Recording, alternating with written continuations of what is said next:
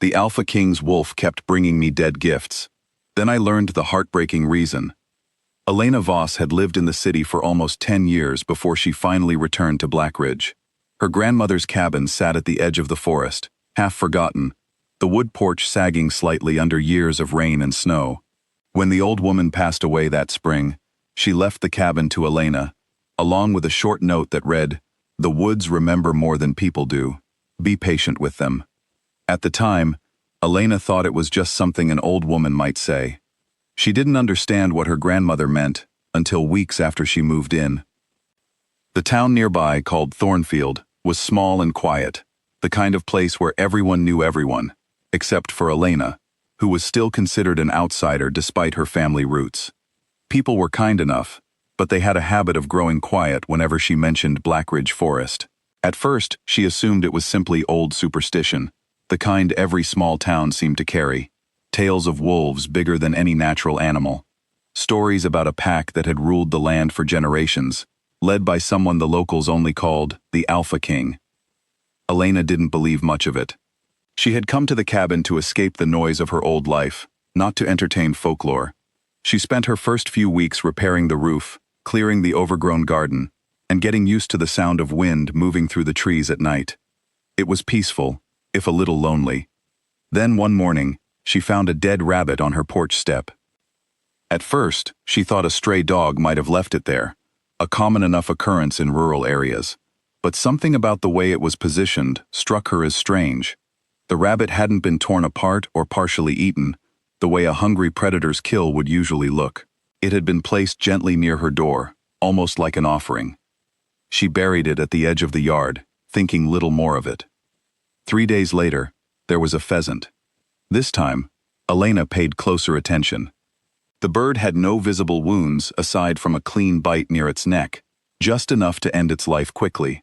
It, too, was placed carefully, almost respectfully, near her doorstep. She began to wonder if someone in town was playing a prank on her, though she couldn't think of a reason why anyone would do that.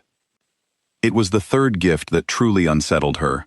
A small fox kit, its fur still soft, lay near the porch one chilly evening. Elena felt a wave of sadness looking at it, but also a creeping sense that something deliberate was happening.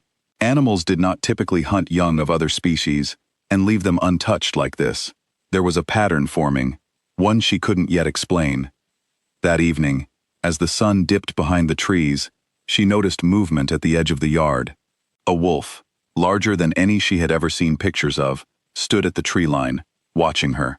Its fur was a deep, stormy gray, and its eyes held an intensity that made her breath catch. She expected it to bolt the moment she noticed it, the way wild animals usually did. Instead, it remained still, watching her with what almost looked like curiosity. Elena didn't move, neither did the wolf. They simply observed each other for what felt like several long minutes, before it finally turned and disappeared into the shadows of the forest. She didn't tell anyone in town at first. She wasn't sure how to explain it without sounding foolish, but the encounters continued. Every few days, a new gift would appear, a quail, a young deer, even a string of fish laid out as though dried in the sun, always placed with care, always left at dusk. It was during a trip to the small general store in Thornfield that Elena finally mentioned the wolf to Marta, an elderly woman who ran the shop and was known for being one of the few locals willing to speak openly about the forest's history. Marta's expression shifted the moment Elena described the animal's eyes, its size, the strange pattern of gifts. "You've seen the king's wolf," Marta said quietly, glancing toward the window as though the trees themselves might be listening. Elena raised an eyebrow. "The Alpha King? I thought that was just a story people told to scare visitors." Marta shook her head slowly. "It's no story, dear. Not all of it, anyway."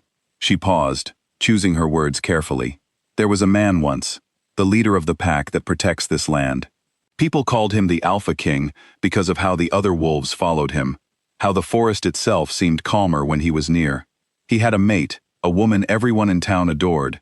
She used to live in your cabin, actually, many years before your grandmother bought it." Elena felt a chill run down her spine. What happened to her? Marta's eyes softened with old sorrow. She passed away. An illness, sudden and cruel. No warning at all. After that, the Alpha King changed. People stopped seeing him in his human form altogether. Only the wolf remained, wandering, watching, never causing harm to a single soul in town, but never returning to who he used to be either. Elena sat with that information for a long moment, trying to make sense of it. "So the gifts," she finally said, "they're not for me specifically. They're because I live where she used to live." Marta nodded. "That would be my guess. Grief does strange things to a heart, child. Even more so when that heart belongs to someone bound by something older and stronger than ordinary loss." That night, Elena couldn't sleep. She kept thinking about the wolf's eyes, the careful way each gift had been placed, the loneliness that seemed to radiate from every visit. She began to understand that what she had originally found unsettling was something far more tragic. The wolf wasn't hunting for sport, nor was he trying to frighten her away. He was repeating a ritual, one that likely once meant something tender and important, perhaps a way of providing for someone he loved, now performed for an emptiness he couldn't quite fill. The following evening, instead of simply observing the wolf from a distance, Elena decided to leave something out herself. She placed a small bowl of food near the edge of the porch, not as a replacement for his gifts, but as a kind of acknowledgement. She wanted him to know that someone had noticed, that someone understood, even if just a little. The wolf appeared just as the sun began to set, as he always did. He paused at the edge of the yard, studying the bowl with apparent confusion. For a long moment, he didn't move closer. Elena remained seated on the porch steps, still and patient, the way her grandmother's note had advised her to be. Eventually, the wolf approached. He didn't touch the food at first. Instead, he looked at Elena, his amber eyes searching hers as though trying to determine something important. She felt no fear in that moment, only a quiet sadness for whatever pain lived behind that gaze. "I know you're not just an animal," she said softly, unsure if he could understand her at all. "And I think I understand why you keep bringing these gifts. I'm sorry for whatever happened to you." The wolf's ears flattened slightly, and for a heartbeat, Elena thought he might turn and leave. Instead, he lowered himself to the ground a few feet away from her, resting his head on his paws, watching her with an expression that seemed almost human in its weariness. From that evening on, their encounters became less about gifts and more about presence. The wolf would appear at dusk, sometimes simply lying near the edge of the yard while Elena read on the porch or worked in her garden. He never came too close, and she never tried to force the gap between them to close any faster than it naturally wanted to. Over the following weeks, Elena learned more about the pack's history from Marta and a few other townspeople who slowly began to open up once they realized she wasn't going to mock their stories or spread them as gossip. She learned that the woman who had once lived in her cabin, the Alpha King's mate, had been known for her kindness toward the forest's animals, often leaving food out for injured creatures and nursing them back to health when she could. It seemed fitting, in a tragic way, that her mate's grief had taken the shape of providing, twisted now into something compulsive and sorrowful rather than nurturing. Marta explained that within the pack's traditions, an alpha's bond with their mate was considered unbreakable, woven into the very fabric of their identity. When that bond was severed by death, especially suddenly, it could fracture something deep within the wolf's sense of self. Some, the elders believed, became trapped between their two forms, unable to fully return to humanity because part of their spirit refused to accept the loss. The wolf form, instinctual and less burdened by complex grief, became a kind of shelter from a pain too large to carry as a man. Elena began to understand that the gifts weren't meant for her in any romantic or threatening sense. They were echoes of devotion, repeated instinctively, because his mind, trapped between man and wolf, still searched for ways to care for someone who was no longer there to receive it. Her presence in the cabin, innocent and unrelated to the tragedy itself, had simply reawakened an old, aching habit. Rather than feeling unsettled by this revelation, Elena felt a deep well of compassion growing within her. She began spending more time near the edge of the forest in the evenings, not to encourage the wolf's gifts, but simply to offer her presence as a kind of companionship. She spoke to him about small things, her day, the garden, memories of her grandmother, not expecting conversation in return, but hoping that the simple act of being heard might ease some of his isolation. Weeks turned into a couple of months.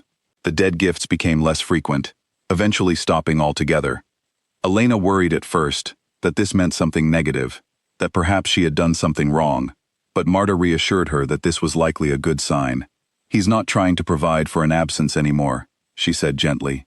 "Maybe he's started to feel like he doesn't need to fill that emptiness in the same way." One crisp autumn evening, as the leaves turned shades of amber and rust around the cabin, the wolf appeared as usual at the tree line.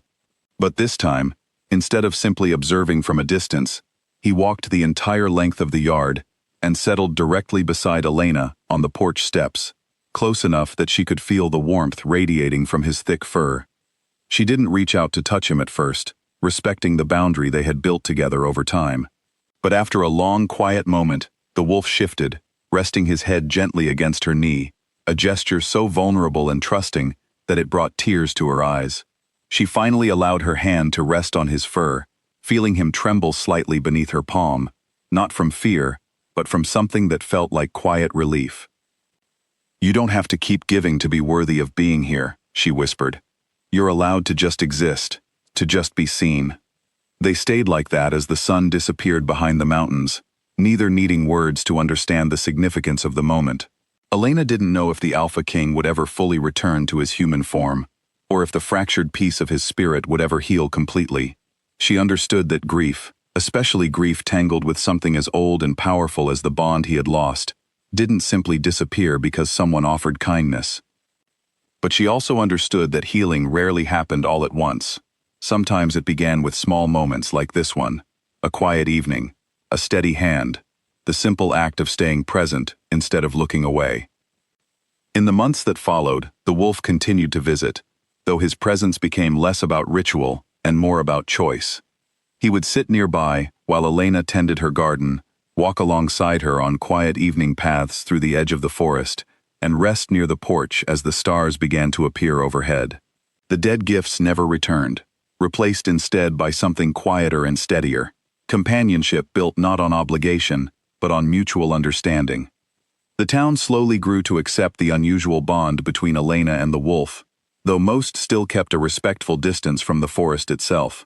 Marta often remarked that it was fitting, in a strange way, that someone with Elena's patience and gentle heart had ended up living in the very cabin where the Alpha King's mate once resided. Perhaps it wasn't coincidence at all, but something closer to quiet fate. Elena never tried to force any transformation or breakthrough. She simply continued showing up, evening after evening, offering steady presence rather than expectation. And though the wolf's deepest wounds remained, something in him seemed lighter than before, as though carrying grief alongside someone who understood it made the weight just a little easier to bear. She often thought back to her grandmother's note, the one she'd dismissed so quickly when she first arrived. "The woods remember more than people do. Be patient with them." It made sense to her now in ways she never could have anticipated. Some forms of grief couldn't be solved or erased. They could only be witnessed, gently and without judgment, for as long as it took. And so, evening after evening, Elena sat beside the Alpha King's wolf, beneath the quiet canopy of Blackridge Forest, not trying to fix what couldn't be fixed, but simply choosing, again and again, to stay.